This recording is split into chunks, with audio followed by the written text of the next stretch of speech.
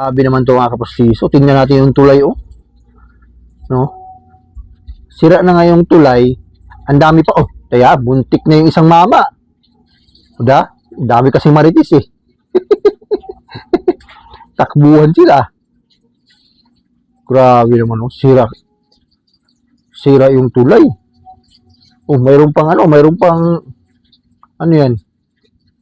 Wala ng pandemic, nakabalot pa siya. Tingnan mo yung mga maritis, oh. Pag suso pa, oh. Hindi natakot. Oh, giba na naman yung kabila. Patay, wala nang madaanan. Oh, sige, ayaw po yung umalis dyan.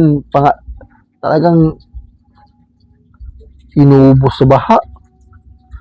Oh. Laki naman pera ng kontraktor nito. Tapos ganyan lang ginawa, oh.